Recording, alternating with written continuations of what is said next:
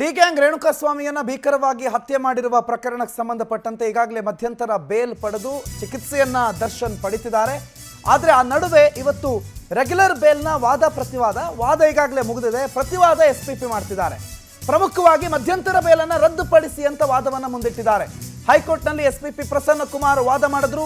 Phone ಕರೆಗಳ 1000ಕ್ಕೂ ಹೆಚ್ಚು ಪುಟಗಳ detail ಇದೆ. ಈ ನಡುವೆ ಅನೇಕ ಸಂಭಾಷಣೆಗಳು ನಡೆದಿದೆ ಅಂತ ಚಾರ್ಜ್ ಶೀಟ್ನ ಆಧಾರವಾಗಿ ಇಟ್ಕೊಂಡು ಎಸ್ಪಿಪಿ ಪ್ರಸನ್ನ ಕುಮಾರ್ ತಮ್ಮ ವಾದವನ್ನು ಮಂಡಿಸುತ್ತಿದ್ದಾರೆ. ಇವರು ಬೇಲ್ ಪಡೆಯುವ ಸಂದರ್ಭದಲ್ಲಿ ಅಯ್ಯೋ ನಾಳೆನೇ ಲಕ್ಕೋ ಹೊಡೆದು ಬಿಡುತ್ತೆ, ಅರ್ಜೆಂಟ್ ಆಗಿ ಆಪರೇಷನ್ ಆಗಬೇಕು ಅಂತ ಹೇಳಿದ್ರು.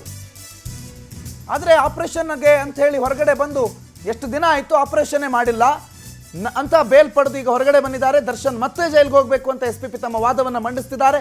ದರ್ಶನ್ ವಿಚಾರವಾಗಿ ಒಟ್ಟು 6 ಜನ ಆರೋಪಿಗಳ ಬೇಲ್ ಅಪ್ಲಿಕೇಶನ್ ಇರೋದು. ಅದು ರೆಗ್ಯುಲರ್ ಬೇಲು. ಮಧ್ಯಂತರ ಬೇಲ್ನಲ್ಲಿ ಈಗಾಗಲೇ ದರ್ಶನ್ ಹೊರಗಡೆ ಇದ್ದಾರೆ. ಬಟ್ ಅದು ಮಧ್ಯಂತರ ಬೇಲ್ ಆಗಿರೋದ್ರಿಂದ ಅದರ ಕಾಲಾವಧಿ 11ನೇ ತಾರೀಕು ಮುಗಿಯುತ್ತೆ.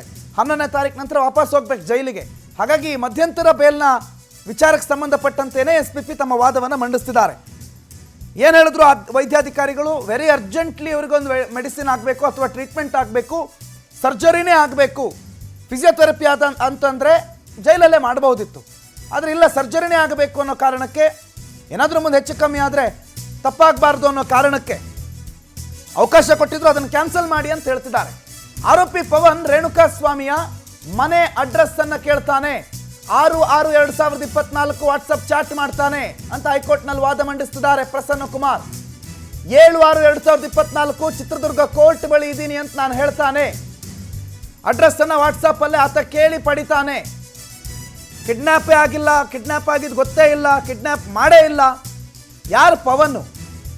ಪವಿತ್ರ ಗೌಡರ ಮನೆ ಕೆಲಸದವನು, ದರ್ಶನ್ನ ಪರಮಾಪ್ತ. ಇನ್ಫ್ಯಾಕ್ಟ್ ಪವಿತ್ರ ಗೌಡಳನ್ನ ನೋಡ್ಕೊಳ್ಳೋದಕ್ಕೆ ದರ್ಶನ್ನೇ ಬಿಟ್ಟಿದ್ದ ವ್ಯಕ್ತಿ ಅಂತ ಹೇಳ್ತಾರೆ. ಆ ಪವನ್ 6ನೇ ತಾರೀಕು ಮೆಸೇಜ್ ಮಾಡ್ತಾನೆ, ರೇಣುಕಾಸ್ವಾಮಿಯ ಮನೆ ಅಡ್ರೆಸ್ ಕೇಳ್ತಾನೆ. 7ನೇ ತಾರೀಕು ನಾನು ಇಲ್ಲೇ ಚಿತ್ರದುರ್ಗದಲ್ಲಿ ಇದ್ದೀನಿ ಅಂತ ಹೇಳ್ತಾನೆ, ಕೋರ್ಟ್ ಬಳಿ ಇದ್ದೀನಿ ಅಂತ ಹೇಳ್ತಾನೆ. ಇದೆಲ್ಲ ಕಿಡ್ನಾಪ್ ಮಾಡೋ ಪ್ಲಾನ್ ಅಲ್ವಾ?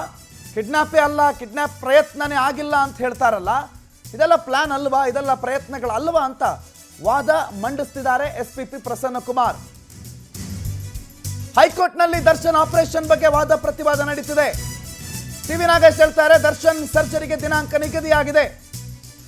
ಪ್ರಸನ್ನ ಕುಮಾರ್ ಕೇಳ್ತಾರೆ ಯಾವಾಗ ಮಾಡಿಸ್ತೀರಿ? ಆಯ್ತಲ್ಲ, ನಿಮ್ಗೆ ಕೊಟ್ಟ ಟೈಮು 6 ವಾರ ಅಂದ್ರಿ, 45 ದಿನ ಮುಗಿದೇ ಹೋಯ್ತು, ಇನ್ನೊಂದು ವಾರ ಇದೆ ಬಾಕಿ, ಆಪರೇಷನ್ ಯಾವಾಗ ಮಾಡಿಸ್ತೀರಿ ಅಂತ ಎಸ್ಪಿಪಿ ಪ್ರಸನ್ನ ಕುಮಾರ್ ಪ್ರಶ್ನೆ ಇಟ್ಟಿದ್ದಾರೆ.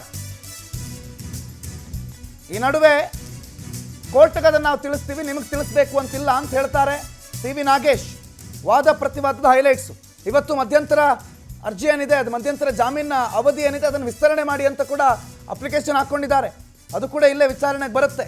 ಯಾವತ್ತು ನೀವು ಅಪ್ಲಿಕೇಶನ್, ಯಾವತ್ತು ನಿಮ್ಮದು ಸರ್ಜರಿ ಅಂತ ಕೇಳಿದ್ರೆ ನಾವು ಅದನ್ನು ಕೋರ್ಟಿಗೆ ತಿಳಿಸ್ತೀವಿ, ಅತಿ ಶೀಘ್ರದಲ್ಲೇ ದಿನಾಂಕ ನಿಗದಿ ಆಗಿದೆ ಅಂತ ಸಿ ವಿ ನಾಗೇಶ್ ಹೇಳ್ತಿದ್ದಾರೆ.